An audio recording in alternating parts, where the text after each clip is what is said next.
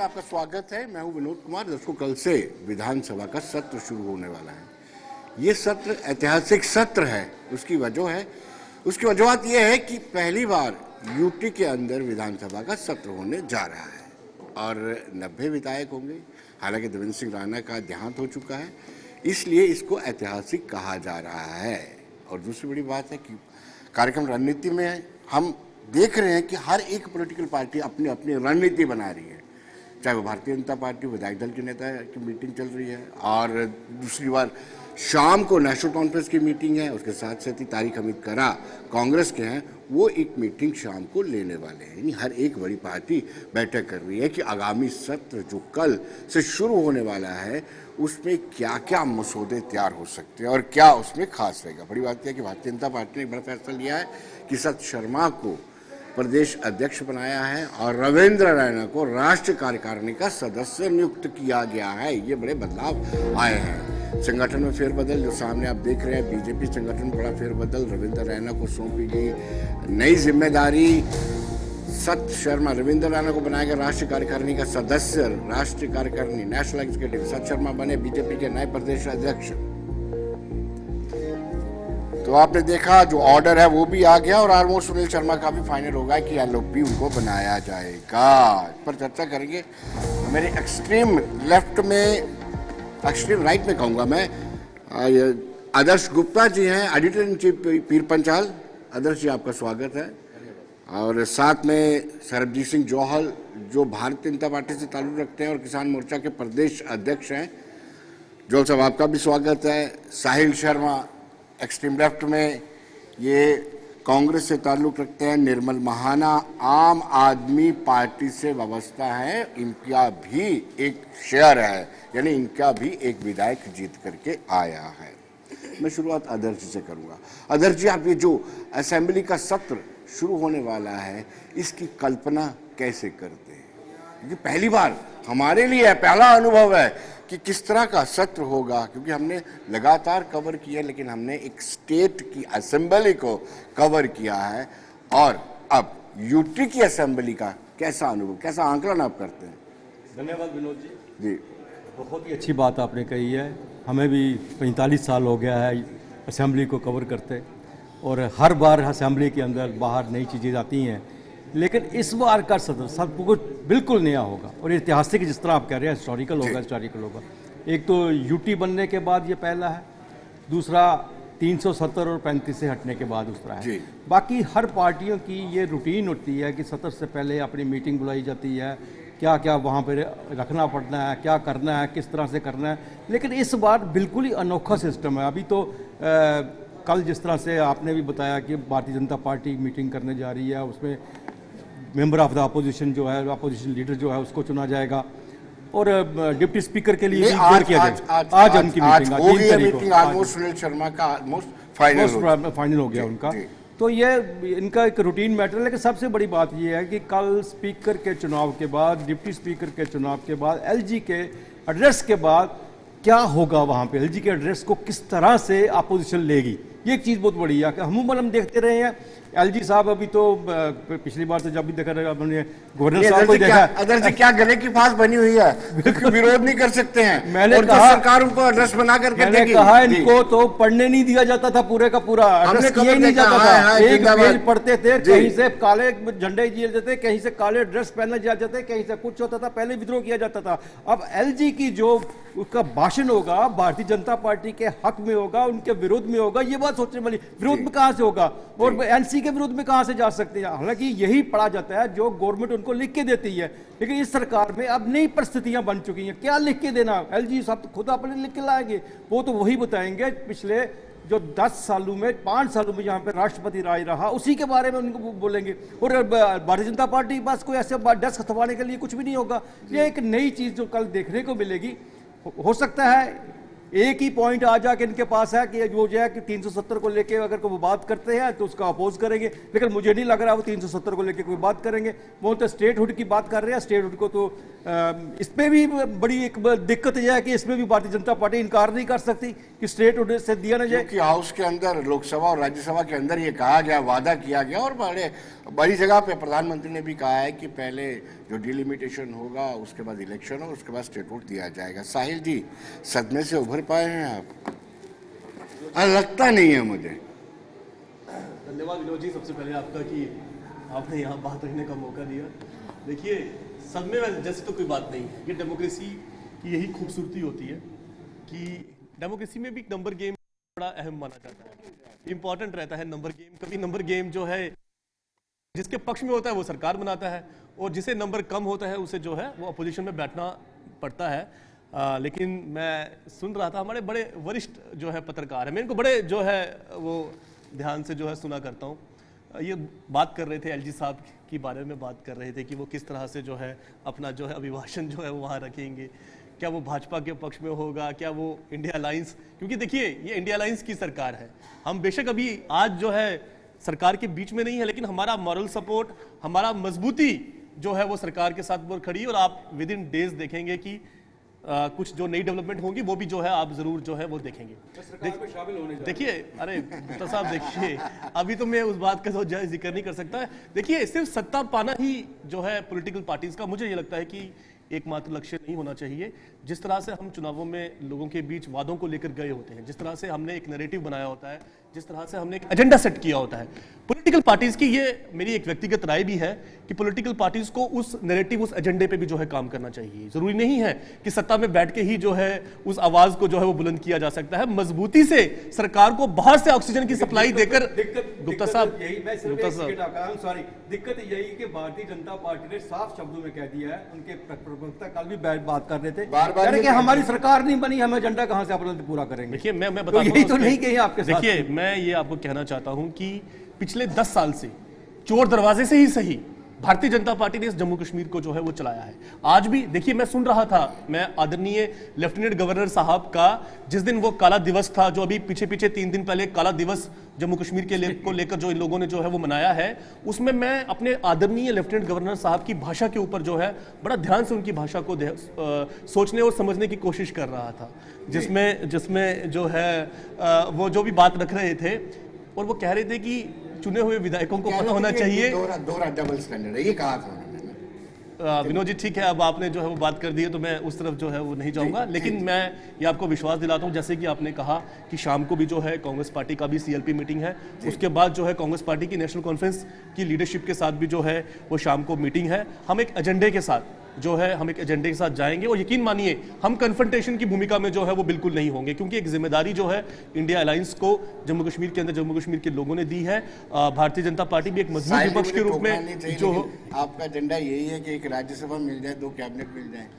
नहीं, हमारा एजेंडा ये नहीं है। हमारा एजेंडा ये है कि वो जो रेजिडेंट कमिश्नर ने एक चिट्ठी लिखी थी कि भाई किसी बड़े नेता के बेटे की प्राइवेट शादी में जो है वो लाखों रुपए खर्च हुए और सरकारी एक्सचेकर से गए, हमारा एजेंडा वो हो सकता है। हमारा एजेंडा ये भी हो सकता है कि कोई हिमगिरी इंफ्रास्ट्रक्चर लिमिटेड नाम की कोई कंपनी बनी थी जिसमें 4-5 लोग इन्वॉल्व हुए थे, और उस पैसे का, उस प्लांट का जो है वो क्या हुआ। हमारा एजेंडा ये भी हो सकता है, उस समय तो वो एक XMLC था, आज एक चुना हुआ विधायक है, उसके भी बयान जो है वो हमारे एजेंडे में हो सकते हैं। हमारा एजेंडा लैंड माफिया को लेकर हो सकता है, हमारा एजेंडा अल्कोहल माफिया को लेकर हो सकता है, और हमारा एजेंडा, गुप्ता साहब मैं आपको बताना चाहता हूं, हमारा एजेंडा, वो एक्स गवर्नर थे यहाँ सत्यपाल मलिक साहब, उनके भी कुछ आरोप थे। हमारे एजेंडे जो है, विनोद जी आप चिंता मत कीजिए, आपको जो है आपको एजेंडा लेस नहीं करेंगे, आपको जो है रोज डिबेट का जो है वो कोई ना कोई मौका देंगे। जहां तक 370 की बात है, मैं पहले ही आपकी बात पे आ जाता हूं कि 370 को लेकर, देखिए गुप्ता साहब आप बहुत बड़े वरिष्ठ पत्रकार हैं, सुनिए आपकी मैं बताना चाहता हूं, मुझे एक बात बताइए,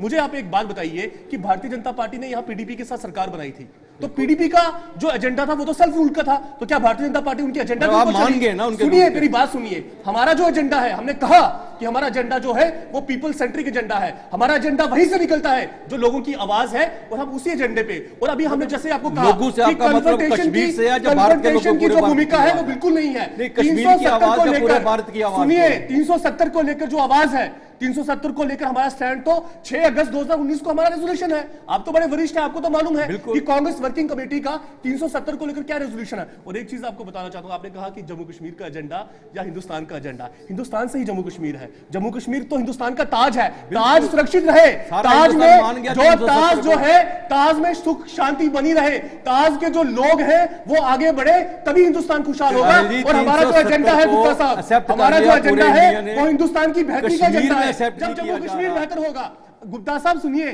जब जम्मू कश्मीर बेहतर होगा तो ऑटोमेटिकली जो है वो हिंदुस्तान बेहतर होगा। जब प्रधानमंत्री, मैं लास्ट में बात खत्म करूंगा, जब प्रधानमंत्री जी अपने गुजराती गौरव की बात करते हैं, जब मराठा उठकर महाराष्ट्र की बात करता है, तो मुझे समझ नहीं आती, अरे आप तो जम्मू कश्मीर के हैं, आपको जम्मू कश्मीर की आइडेंटिटी को लेकर जो है इतनी परेशानी क्यों जाती है? सबसे पहले आप जम्मू कश्मीर के डोगरा हैं, अगर कोई कश्मीर में रह रहा है तो वो कश्मीर का जो कश्मीरी है, हम सबको जो है अपनी आइडेंटिटी पर जो है गर्व होना चाहिए। और उसके बाद जो है हम हिंदुस्तानी भी हैं। अरे हम लोगों ने तो पिछले 40 साल से पाकिस्तान की यहाँ प्रॉक्सी वार झेली है, हमने यहाँ आतंकवाद झेला है, लेकिन फिर भी जो है हमने फिर भी जो है पूरे वर्ल्ड में जिंदाबाद कहा है। हमने कभी हिंदुस्तान की जो आन बान शान जो है उससे कभी जो है समझौता नहीं किया है गुप्ता साहब। इसलिए जो है पीपल के एजेंडों पे लोगों की नुमाइंदगी भारतीय जनता पार्टी भी कर रही है। भारतीय जनता पार्टी जो है लोग उम्मीद करेंगे कि वो एक कंस्ट्रक्टिव अपोजिशन की भूमिका निभाए और जो हमें सवाल ये है कि आप बड़े अपना एक अच्छा रोल निभाएंगे। आप बड़ी मुखरता से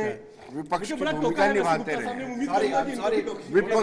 आप बड़ी मुखरता से विपक्ष की भूमिका निभाते रहे, लेकिन अब एलजी आपके अपने ही हैं, आपकी विचारधारा से ताल्लुक रखते हैं, तो आपके लिए कितनी दिक्कत होगी विपक्ष की भूमिका? पहले तो नई सरकार जो नई असेंबली का लग रही है, ये क्या वहाँ पर अपोजिशन का जो रोल है वो भारतीय जनता पार्टी को दिया गया है और हमेशा बड़ी मजबूती के साथ, चाहे हम अपोजिशन में ना भी थे, माननीय प्रधानमंत्री ने जो जम्मू कश्मीर के लिए कार्य किए और ख़ास करके हमारे भाई कांग्रेस के बड़े ज़ोर शोर से अपनी बात रख रहे थे। मैं इनको बताना चाहता हूं कि 70 साल में कांग्रेस का सबसे लो प्रोफाइल, सबसे कम सीटें 70 साल में आई हैं। शायद इतनी बुरी हालत कांग्रेस की कभी जम्मू कश्मीर में नहीं हुई जितनी इस बार हुई है, और शायद इतनी बढ़िया पोजीशन कभी भारतीय जनता पार्टी की नहीं रही। हमने सबसे ज़्यादा सीटें 29 यहाँ पर ली हैं।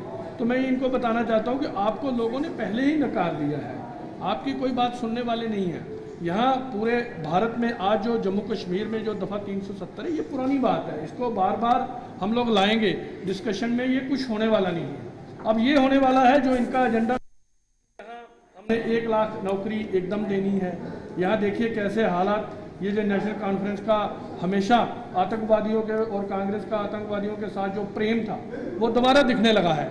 आज सिक्योरिटी पॉइंट ऑफ व्यू से पूरा देश चिंतित है कि जब भी ये लोग आते हैं यहाँ आतंकवाद की घटना जो है वो बढ़ना शुरू हो जाती है।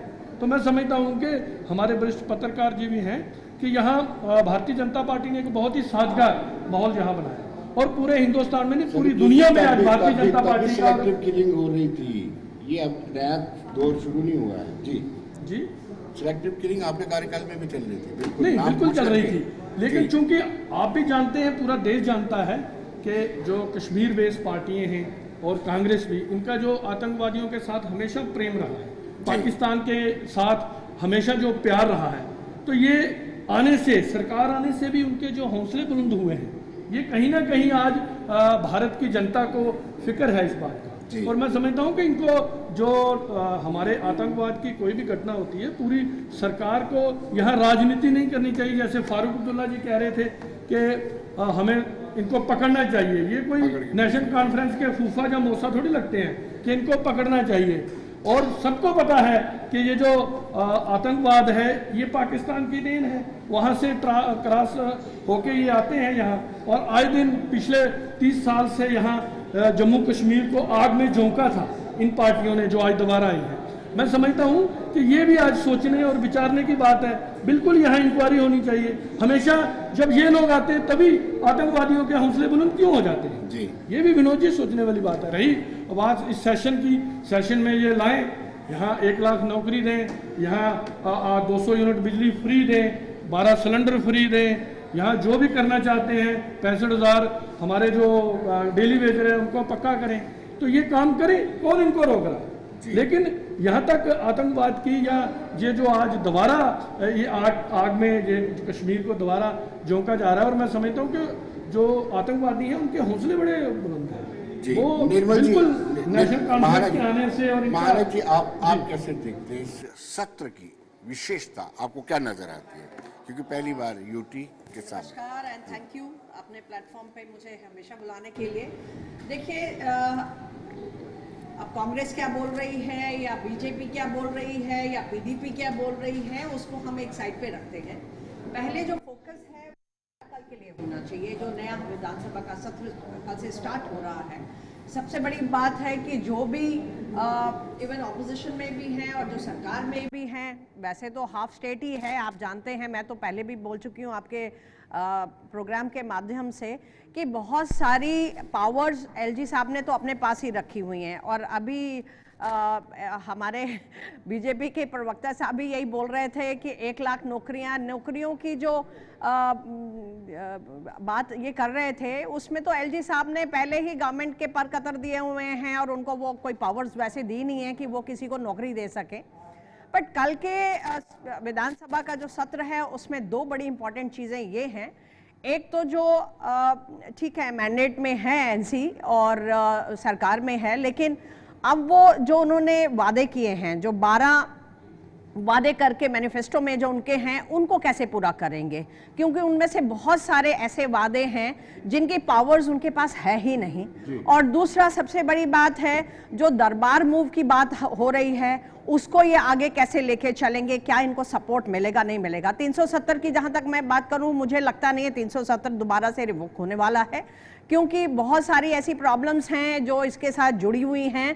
पर मेन फोकस जो है गवर्नमेंट का, आपके माध्यम से मुझे जो लगता है मेन फोकस जो है वो लोगों के ऊपर होना चाहिए, लोगों से जो वादे किए गए हैं। एंड एलजी सरकार से भी मेरी गुजारिश यही रहेगी अपनी पार्टी की तरफ से कि मिलजुल के इस तरीके से वाया मीडिया निकालिए, ताकि जो लोगों ने मैंडेट दिया है, दोनों पार्टियों को दिया है, जम्मू में बीजेपी को दिया है एंड ऑपोजिशन में है, एंड स्ट्रांग ऑपोजिशन है, और कश्मीर में एनसी है, तो दोनों मिलके अगर करेंगे। देखिए पार्टियां, मैं आपके माध्यम से हमेशा बोलती हूँ, पार्टियां आती रहती हैं जाती रहती हैं, लोग उसमें पार्टियों में आते हैं जाते रहते हैं, लेकिन मेन मुद्दा जो है, जो फोकस का मुद्दा होना चाहिए, वो लोग होने चाहिए। क्योंकि अगर आपने लोगों के लिए ही 5 साल काम नहीं किया और आप आपस में लड़ते रह गए, तो मुझे नहीं लगता कि ये देश का या जम्मू कश्मीर का कोई भला होना चाहिए।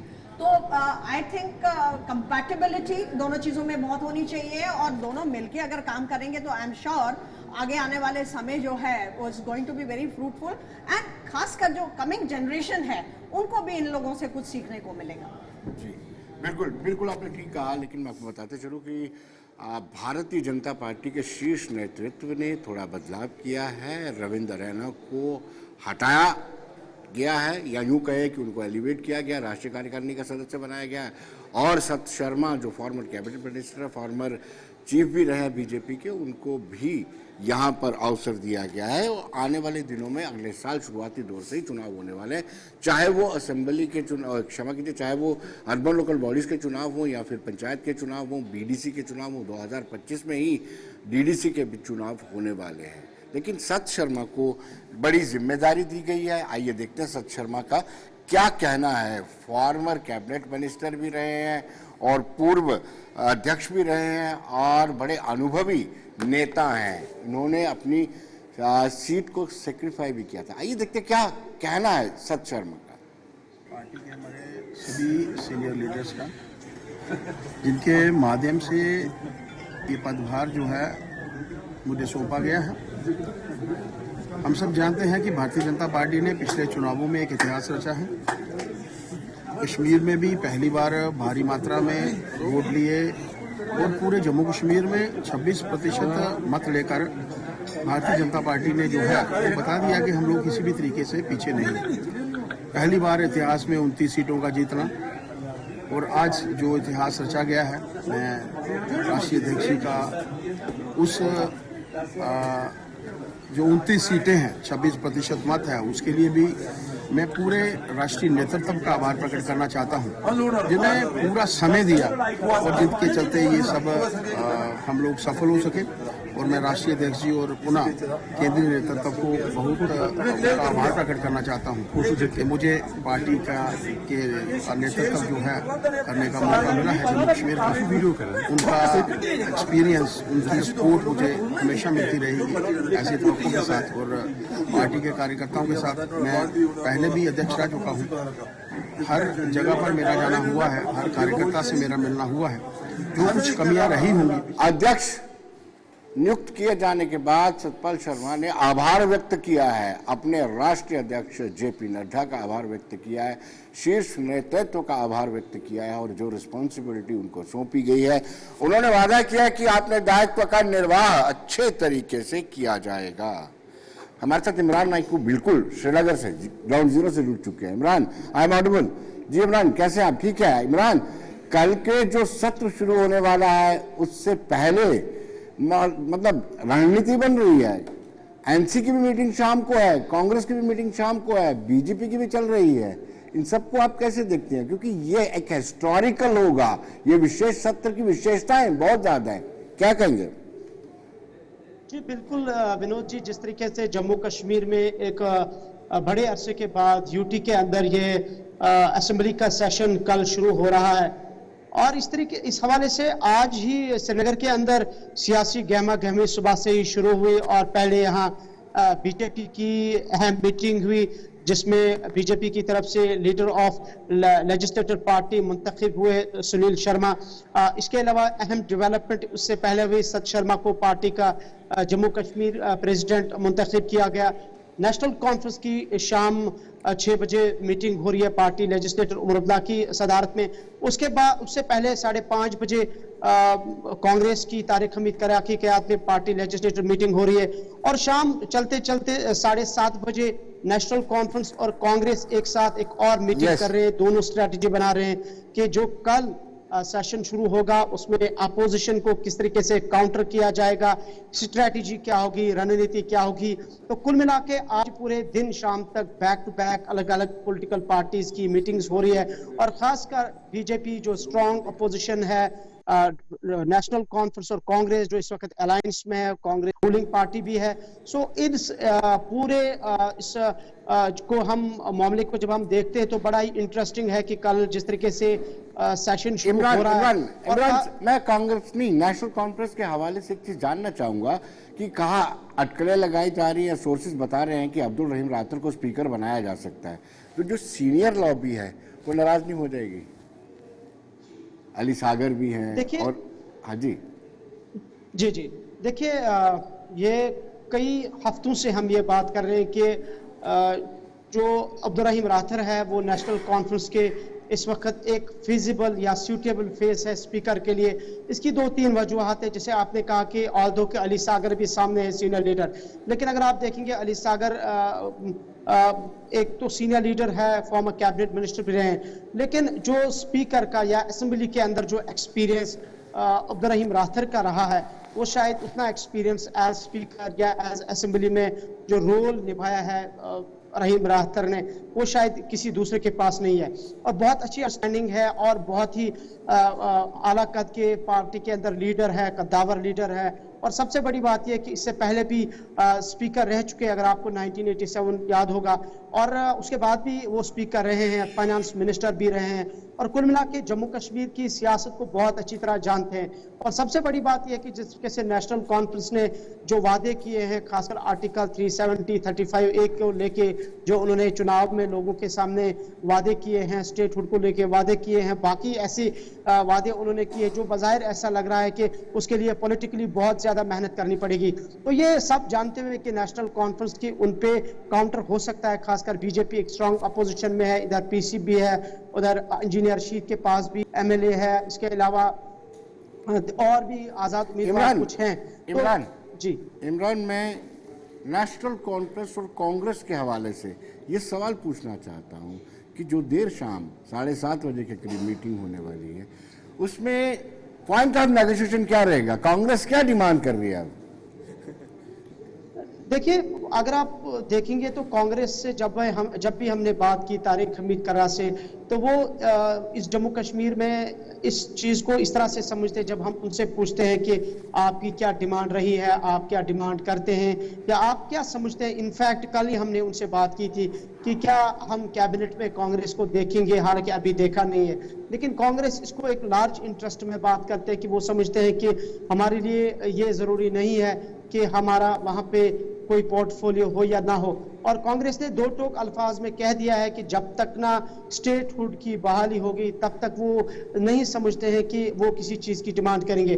लेकिन जो शाम 7:30 बजे मीटिंग हो रही है, जो हमारे पास सोर्सेज है, जो हमने with in the both parties बात की है सोर्सेज में, तो वो यही कह रहे हैं कि मीटिंग यही है कि जो सेशन कल शुरू होगा, ये जानते हुए दोनों पॉलिटिकल पार्टीज के बड़ा ज़बरदस्त हंगामा आरआई सेशन में होने वाली है। और आर्टिकल 370 के हवाले से खासकर हंगामा हो रहा है। बीजेपी जम्मू रीजन के हवाले से कई सारे जो है इश्यूज को रेज करने वाली है। तो इन सारी चीजों को देखते हुए किस तरह से काउंटर किया जाएगा और सेशन को स्मूथली कैसे कंडक्ट करना है, कैसे। इमरान, आखिरी सवाल, इमरान आखिरी सवाल, क्या आपको नहीं लगता है कि कांग्रेस कोई मंत्रालय मांगेगी, कांग्रेस राज्यसभा की सीट मांग सकती है? ऐसा लगता है कि वाकई में कांग्रेस इतनी सिंसियर है कि वो चाहती है कि स्टेटहुड वापस आए? स्टेटहुड को लेकर सिंसियर है कि या मंत्रालय को लेकर के या राज्यसभा की सीट को लेकर के? देखिए, अगर हम पॉलिटिकली किसी भी सियासी जमात को देखेंगे तो उनका एक अपना पॉलिटिकल इंटरेस्ट या सियासी मफाद होता है। मैं ये नहीं समझता हूं कि कांग्रेस डिमांड नहीं करेगी, आल्दो कि उन्होंने मीडिया पे आके अभी इसका जिक्र नहीं किया है। लेकिन हमारे पास ये भी सोर्सेज है with in the Congress party कि इससे पहले भी उन्होंने नेशनल कॉन्फ्रेंस को 2-3 की डिमांड की है, लेकिन अभी चूंकि वो खुल के सामने नहीं आए, अब सेशन शुरू हो रहा है। तो एक तो ये कि कांग्रेस वोकल है, उनका क्लियर स्टांस है कि यहाँ स्टेटहुड रेस्टोर हो, लेकिन दूसरा कांग्रेस ये चाहती भी होगी और चाहती भी है कि जो, हालांकि उन्होंने जिक्र नहीं किया है, लेकिन जो हमारे पास रिपोर्ट्स है कि कैबिनेट में उनका कोई ना कोई मंत्रालय जरूरी हो, पोर्टफोलियो उन्हें मिले। कैबिनेट में नहीं तो कम से कम राज्यसभा तक उन्हें एक्सेस मिलनी चाहिए। अगर राज्यसभा नहीं तो एटलीस्ट असेंबली में उनका एक ठीक ठाक पोर्टफोलियो हो, ताकि जो ये उमर अब्दुल्ला की क़यादत वाली गवर्नमेंट है उसमें कांग्रेस का भी हिस्सा जरूर देखने को मिला है, जिस तरीके से दोनों पार्टीज के बीच में अलायंस पर। चलिए इमरान बहुत बहुत शुक्रिया हमारे साथ जुड़ने के लिए और इम्पोर्टेंट इन्फॉर्मेशन शेयर करने के लिए। अब सवाल यह है कि 42 कहाँ 6 कैसे शेयर मांगे, ये आने वाला वक्त बताएगा। लेकिन वापस लौटते हैं कि छोड़ेंगे ब्रेक के बाद।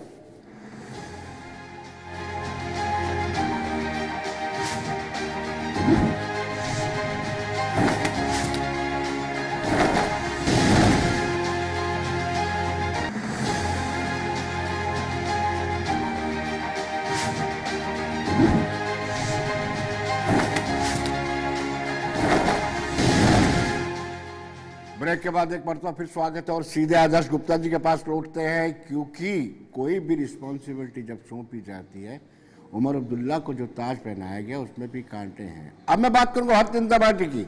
आदर्श जी, भारतीय जनता पार्टी में जो बदलाव हुआ है, वाकई में सत्यपाल शर्मा जी जो अपने साथ सीए हैं, उनके लिए भी बहुत बड़ा चैलेंज है, क्योंकि अगले साल भी इलेक्शन पर इलेक्शन है। बिल्कुल विनोद जी, आपने बिल्कुल सही कहा। लेकिन इससे पहले मैं थोड़ा सा भारतीय जनता पार्टी के प्रवक्ता और कांग्रेस ने जो कहा है उसका भी थोड़ा सा मैं आपसे बात करूँ। उन्होंने कहा कि कांग्रेस खत्म हो गई है, इसको नकारा गया है। डेमोक्रेसी है हमारी भारत की, बहुत शानदार डेमोक्रेसी, वर्ल्ड की सबसे बड़ी डेमोक्रेसी है। यहाँ ये नहीं पता चलता आज 2 पार्लियामेंट की सीटों पे जो हारता है वो चीफ मिनिस्टर के पद पर जाके कब खड़ा हो जाएगा, ये नहीं पता चलता। तो ये चीज़ें डेमोक्रेसी का एक हिस्सा है इस वक्त। और कांग्रेस है इस वक्त, आप बार बार पूछ रहे हैं राज्यसभा की कैबिनेट के लिए, तो बार्गेनिंग के पोजीशन में है नहीं है वो इस वक्त, वो लेने की पोजीशन में नहीं है, क्योंकि उनको पता है उनकी आवाज़ जो है कहाँ तक जा सकती है। लेकिन हिस्सा बना रहे ये गठबंधन का, ये भी एक बहुत बड़ी बात है।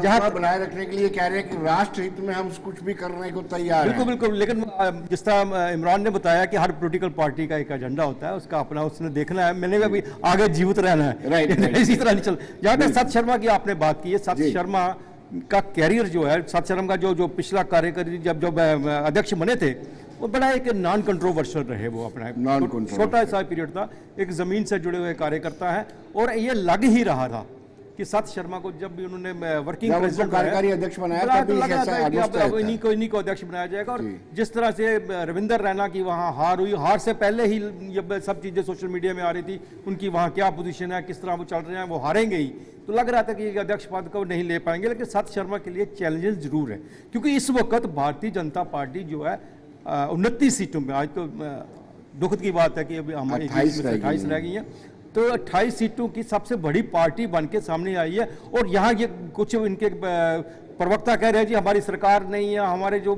पूरे नहीं कर पाएंगे या मैनिफेस्टो अपना, ये गलत बात है। जम्मू के लोगों ने की सरकार जो है भारतीय जनता पार्टी है, वो उसी को मानते हैं, सबसे बड़ी पार्टी चुन के उनको बना के भेजा। वो हर जो उनका MLA है उनके लिए वो मिनिस्टर है, उनके लिए उन्होंने अपना घर बार छोड़ के सब नाराजगी, 10 साल नाराज रहे इनके साथ, नाराज होने के बावजूद भी फिर भी इनको जिता के भेजा।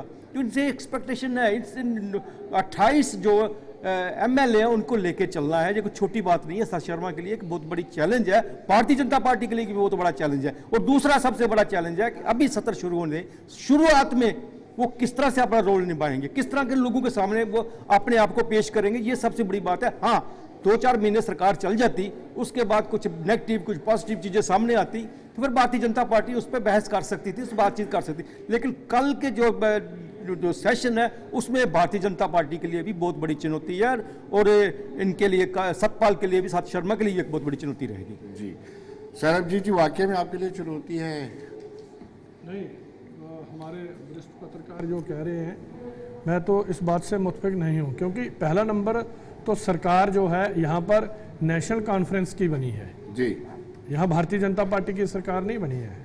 और दूसरा नंबर सत शर्मा जी हमारे प्रदेश के अध्यक्ष बने हैं, बहुत ही एक्सपीरियंस्ड आदमी हैं, वो पहले भी अध्यक्ष थे, यहाँ कैबिनेट मिनिस्टर भी रहे, बहुत ही सहनशीलता वाले और एक नॉन कंट्रोवर्शियल रहे हैं।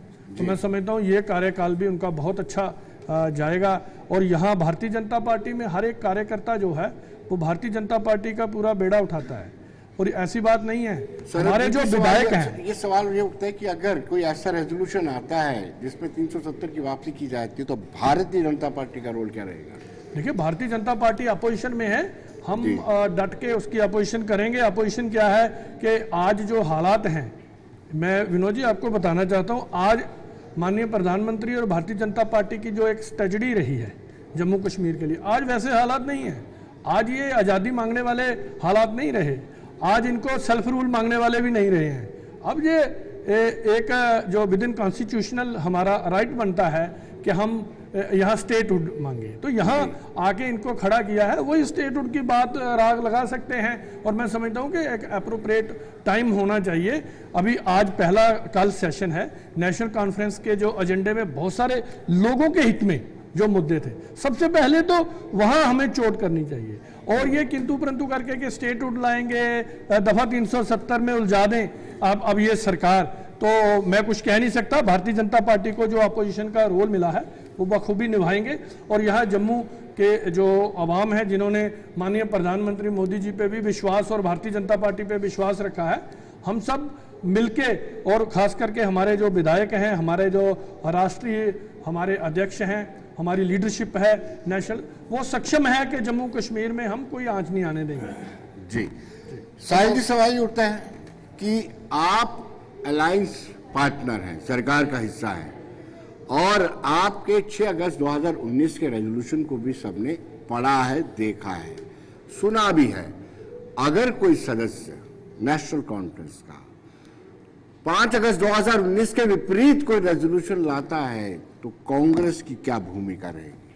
देखिए विनोद जी, रेजोल्यूशन तो ऑटोनॉमी पे भी आया था, आपको याद होगा 2000, और उस समय जो है, उस समय 2/3 बहुमत से सुनिए, देखिए विनोद जी, हाँ आप ठीक कह रहे हैं। तो मुझे थोड़ा सा, मैं आपसे पहले ही जो है वो हाथ जोड़ के विनती करूंगा कि मुझे जो है अपनी बात जो है वो रखने का पूरा जो है वो समय दिया जाए।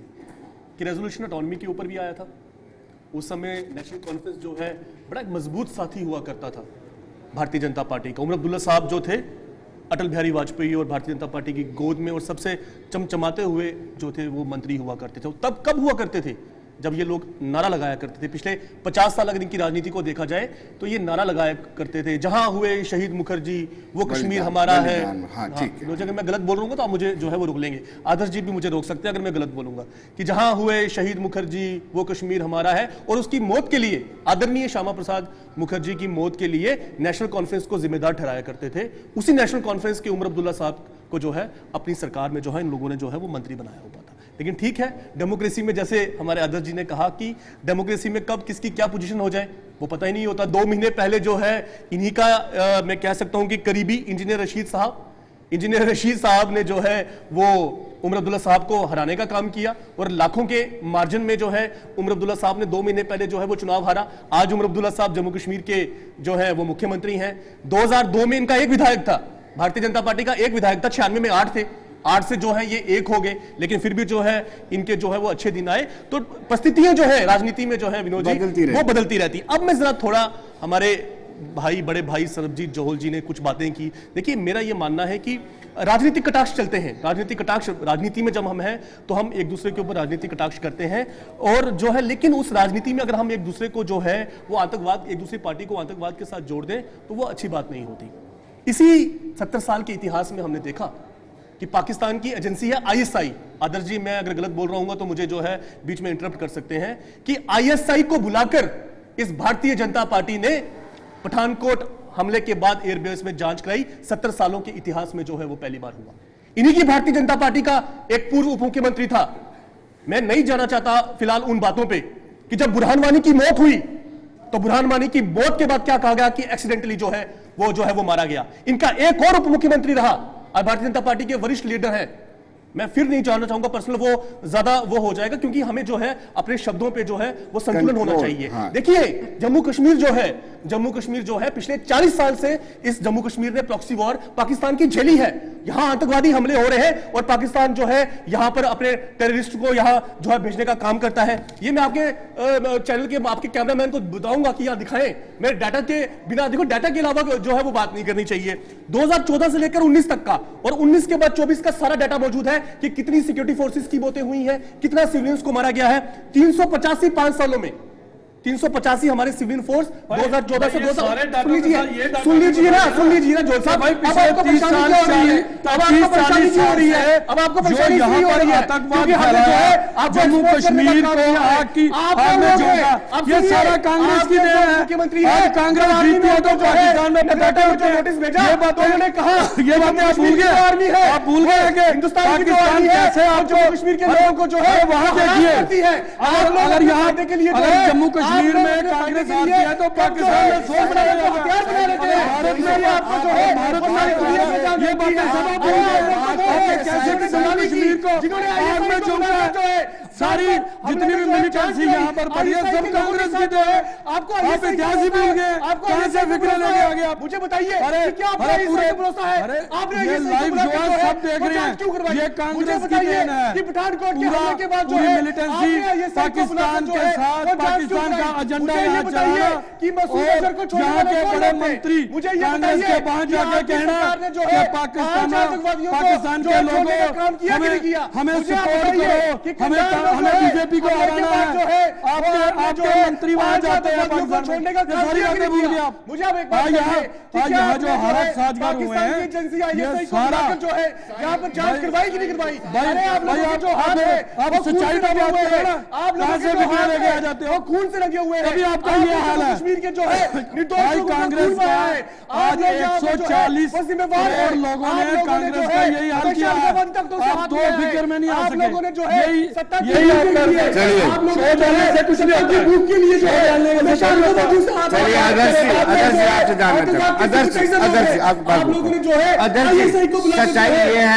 सच्चाई ये है कि इस वक्त हालात थोड़े खराब है। मुझे इस पर सियासत नहीं करनी चाहिए, लेकिन ये सियासत हो रही है। पाकिस्तान की एजेंसी को बुलाकर जो है पठानकोट हमले की जो है वो जांच करवाई है,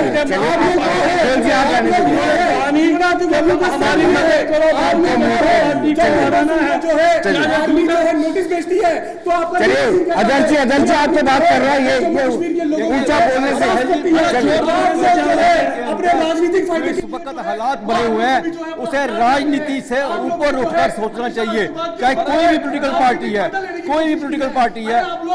साहिल जी, आप मेरी बात सुन लीजिए। इनके एक मंत्री का बयान है, पाकिस्तान में कहते हैं कि हमारे साथ मिलो और भारतीय जनता पार्टी नीति जो है आपके जो आपको पता ही नहीं है कुछ। आपका जो है चलिए साहब आप बोलिए, लाल कृष्ण जो है वो जीवन में निकाल में जाकर देश को डेमोक्रेसी के अंदर जो कुछ भी आपने किया है, जम्मू कश्मीर के अंदर किया है, जिस तरह से यहाँ के लाल कृष्ण जो है वो जिला की निकाल में जाकर जो है साहिल जी म्यूट कर दूंगा फिर मैं, हाँ मुझे मजबूर कर।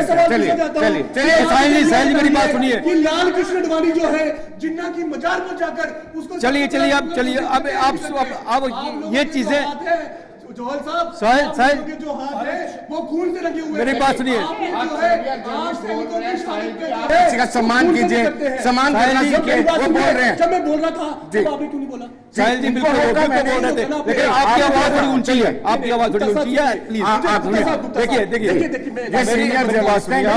बात करने दीजिए इनको, बात करें। साहिल जी आप बिल्कुल ठीक कह रहे हैं, जो ये बातें आप डिबेट में बोल रहे हैं, जिसपे आप लंबी चौड़ी बहस कर रहे हैं, ये एक बार नहीं 50 बार हो चुकी है, यहाँ भी बहुत बार हो चुकी है। लेकिन इस वक्त जिस तरह से इन्होंने प्रश्न पूछा है, जम्मू कश्मीर के जो हालात इस वक्त बने हुए हैं, इस वक्त हमें राजनीति से उठकर, राजनीति का चश्मा उतार कर अगर हम ना काम करेंगे तो आपका जो डेमोक्रेसी जो है, जिसके लिए आप लड़ते रहे, जिसको कहते हैं 10 साल से चुनाव नहीं हुए, 10 साल लोगों को रिप्रेजेंटेटिव नहीं मिला, वो सारे का सारा पीछे पड़ा रहेगा, उसका वो किसी काम नहीं आएगा, ना किसी लोगों के काम आएंगे। तो सरकार बनी, सरकार चलने के लिए, सरकार चलाने के लिए बड़ी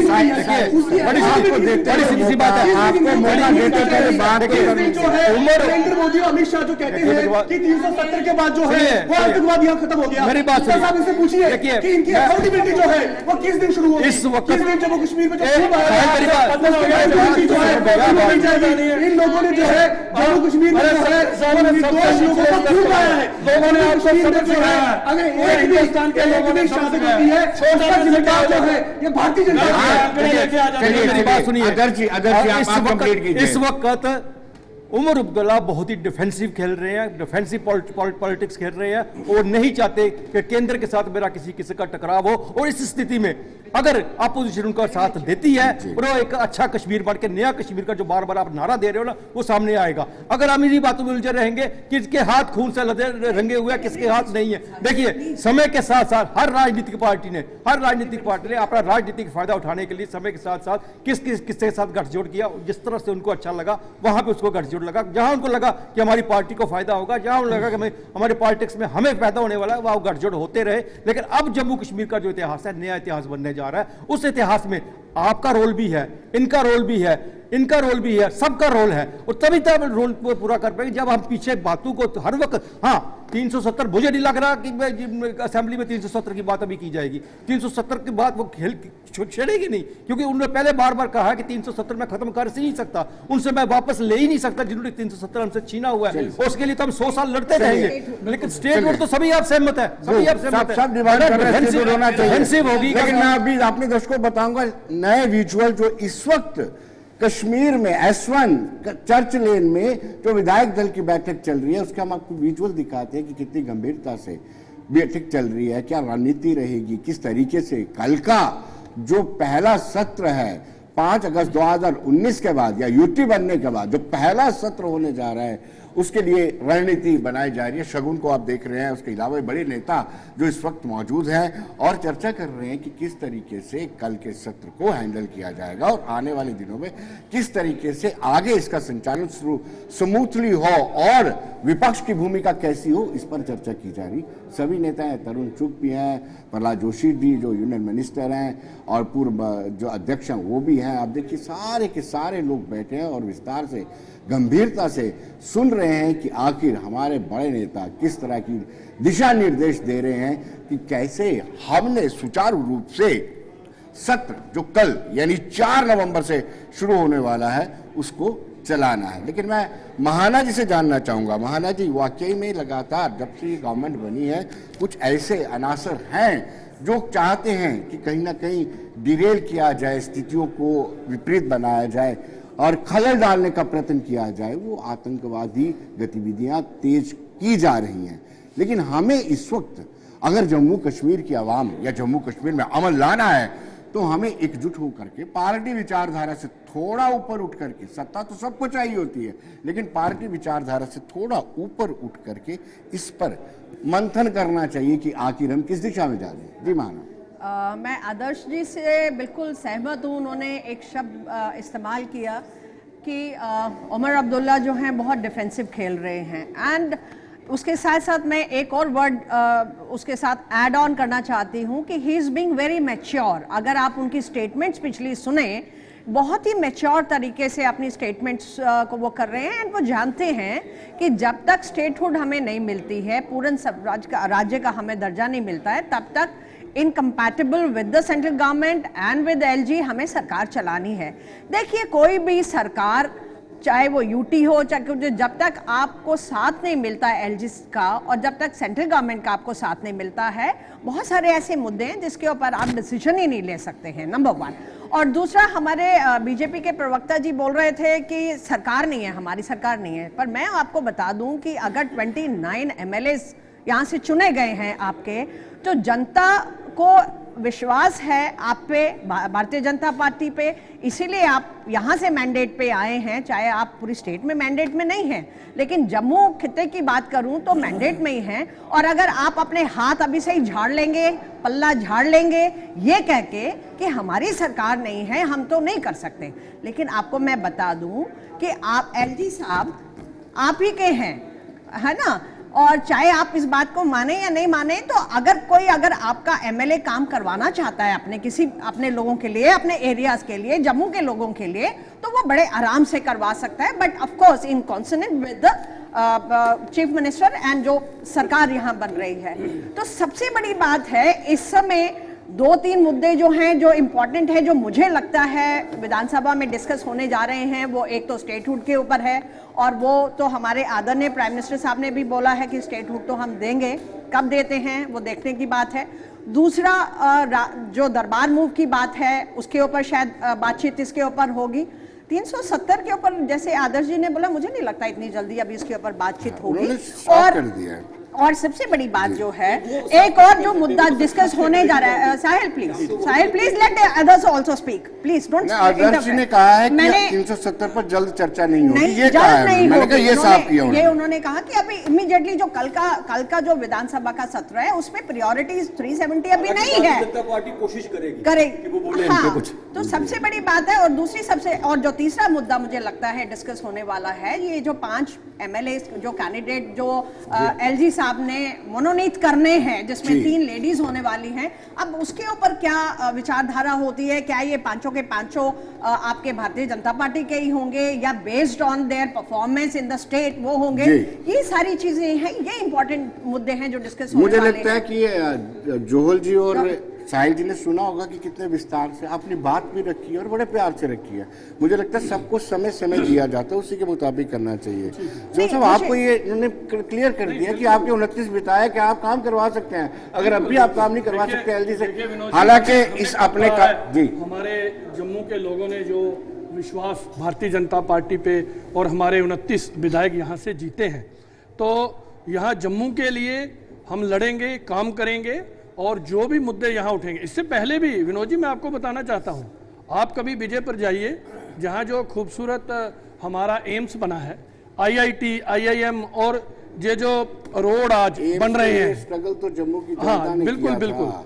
बिल्कुल आपने कहाँ दिया? नहीं बिल्कुल वो नहीं, ये गलत बात है। वो माननीय प्रधानमंत्री जी आए थे, वहाँ फाउंडेशन स्टोन रखा था, वहाँ क्या तब परिस्थितियां थी, लेकिन आज आप अगर एम्स में जाते हो तो पता चलता है कि दुनिया का वर्ल्ड क्लास अगर कोई हॉस्पिटल यहाँ बना है, नहीं आप एक बार चक्कर लगाएं फिर आ जाएं डिस्कशन में। तो मैं आपको बताना चाहता हूं कि डेवलपमेंट के सिलसिले में पिछले 5 साल 7 साल से भारतीय जनता पार्टी और माननीय प्रधानमंत्री जी ने हमेशा एक चहेता राज्य जो है वो जम्मू कश्मीर को चुना है, हाँ, इस वो पर हमेशा, ठीक हाँ है, बिल्कुल। हम भी और मानते यहाँ हैं के कि काम हुआ है। जहाँ उन्होंने इतना काम किया है कि यहाँ जो आज माहौल साजगार हुआ है, कितने परसेंट वोटिंग हुई है, ये सारा क्रेडिट जो है ये भारतीय जनता पार्टी और माननीय प्रधानमंत्री मोदी जी को जाता है। यहाँ खड़े होकर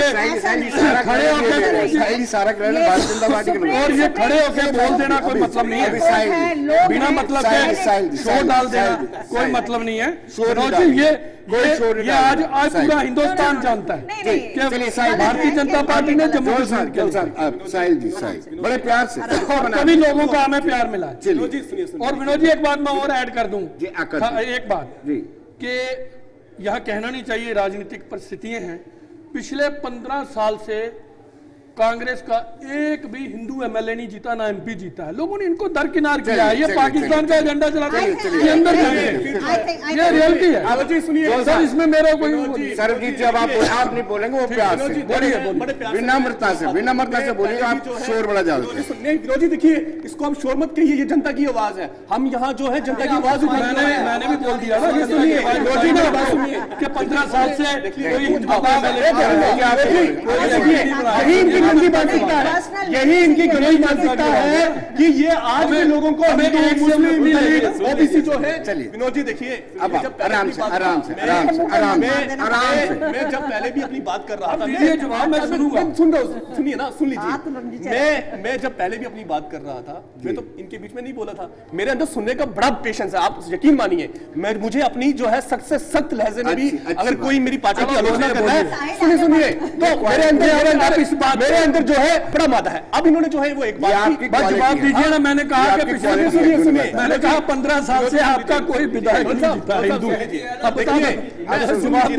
मुझे जवाब तो लोग कितना प्यार करते हैं आपसे। तो मैं ये कह रहा था, मैं उससे पहले भी जो है वो आतंकवादी हमलों की कर रहा था कि कितने लोग हैं। देखिए अकाउंटेबिलिटी तो तय होगी।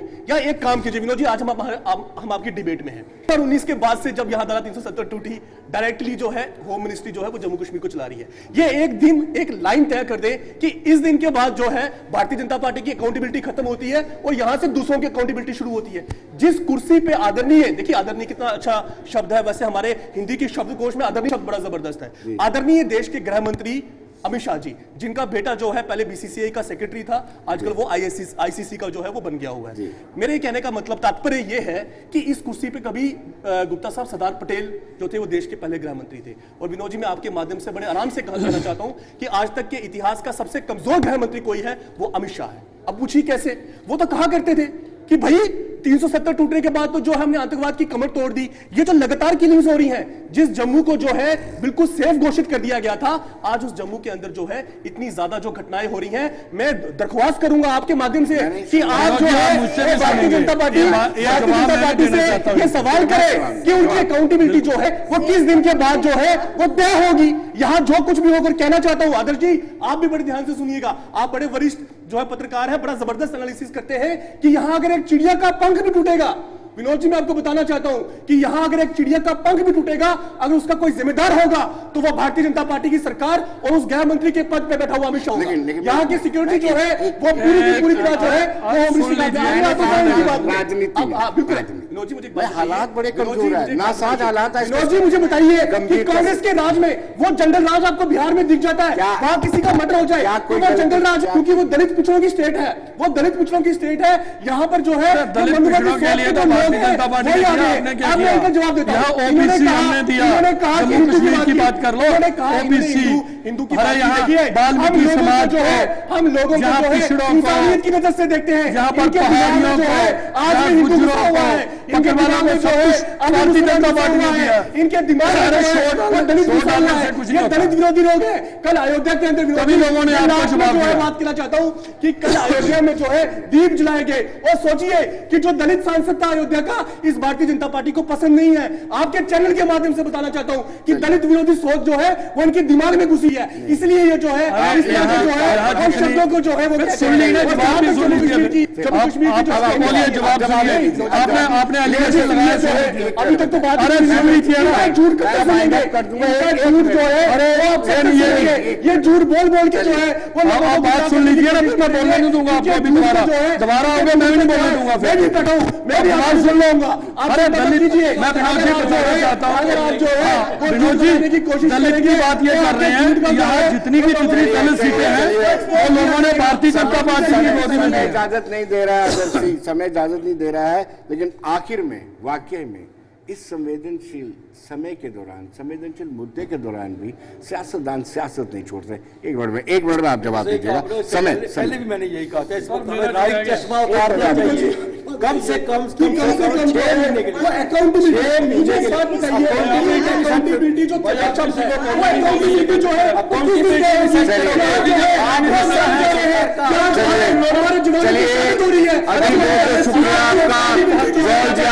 शुक्रिया साहिल जी, आपका खास तौर पर बहुत बहुत शुक्रिया।